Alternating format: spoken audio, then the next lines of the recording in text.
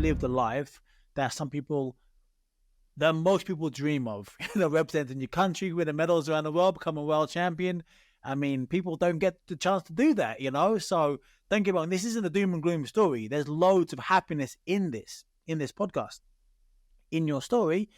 So you won this. We're going to come back to the successes, but let the listeners, the watchers, can understand the second piece of adversity you went through, the crash last October. Give us a rundown of what actually happened there.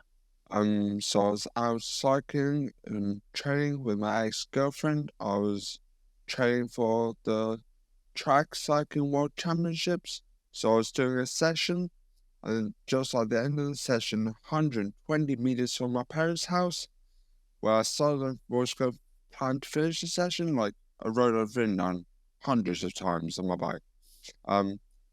My peak power of the ride didn't seem that high. It was 900 something watts, and like getting 1,000 watts for me would be a piece of cake. So I think I just did another sprint just because I wanted to get over 1,000 watts. And then as I was in the sprint and sprinting, my foot came out on my pedal, and I flew over the handlebars and landed on my head a bit too hard. Oof. So essentially, you wanted to basically finish strong, get your peak power up. You saw the finish line with your parents' house, and a freak accident happened. Your foot came out of the pedal, and you went over the handlebars, landed on your head. Basically, yeah. And then I was in a coma for 49 days. So, like, I was trying to do 1,000 watts because I love round numbers, but I was in a coma for 49 days, not 50, 49. So that's even more frustrating. How cruel! How cruel must the gods may be? And also the peak power. You wanted 1,000, 1,000 watts. Yeah. You got nine something, right? So 961 when I was sprinting, but the peak power of the whole ride was 963 watts. So I was 2 watts higher, like on the whole of the ride, than when I crashed. So I wasn't in the best sprint of the ride. So it was basically pointless. This podcast is all about, and I don't know where you are on your journey, and we're gonna dive deep into this and see where you are at the moment.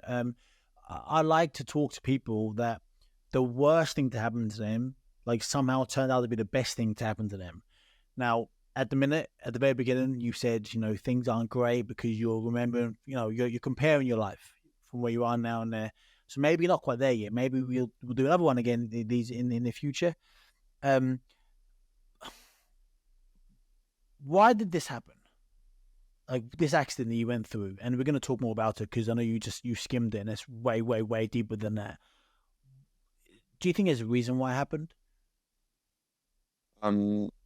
Possibly just because I'm so, what's the word? It sounds bad saying it, but I'm so anal. Like, I love round numbers, and like to do 1,000 watts for me would be a piece of cake before my accident.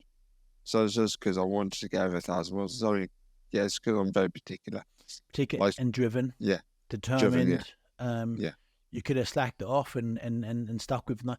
But then again, having that mindset that you have, wanting to get 1,000 watts, that's the reason why you succeeded in your life and have always succeeded.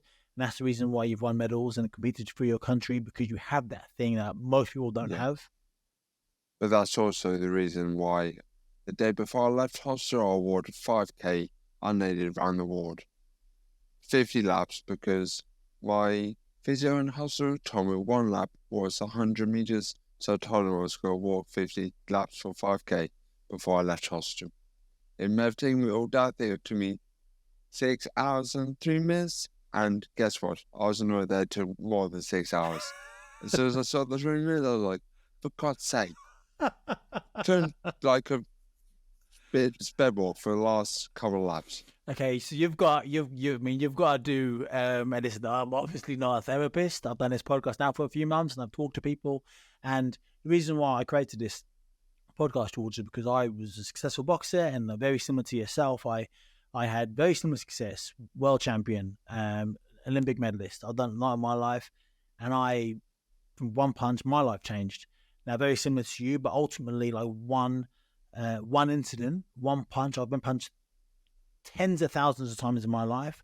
One punch hit me in the eye as a freak punch, and now I'm basically blind in my left eye, and I was forced to retire, then my life has gone down a different avenue than the life I thought I should have or thought I deserved to have. So very similar to you, actually. Although, listen, I'm not comparing my stuff to yours. I'm not doing that.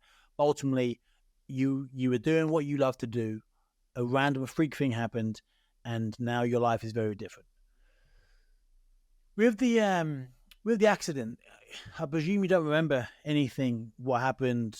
I read that they sent a helicopter to take it to hospital, but the doctor said no because the brain injury, that the pressure could have made it much Yeah, worse. I think it's basically the pressure of the altitude difference of the helicopter, and then also getting into the helicopter and getting out of the helicopter would have been more unstable. So it'd be a lot easier and similar to just driving my car. Because I was by the time, because I crashed, thankfully next to the field, but yeah, I think the field was quite muddy. They'd have to walk really carefully with me, and the pressure difference, and there was an extra couple of minutes by that point.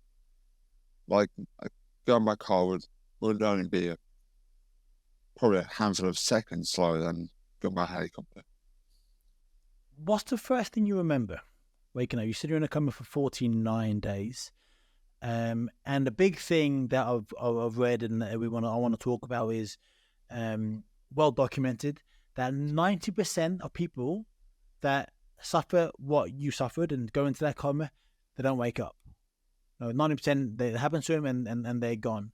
Most people wake up, and if you're after the 6 weeks, you don't wake up. You wake up on the 7th week. You cheated death in many aspects. You were an anomaly again in your life. What's the reason? I mean, what do you think that reason is? Why did you survive and most don't? Do you think there's a reason? Have you thought about that? Do you think there's a reason, or you just you don't know or don't care, essentially? Basically, I'm not too sure, but the reason, one of the things when I think about it a bit too much is I think I was misdiagnosed from my crash. I don't think what really happened.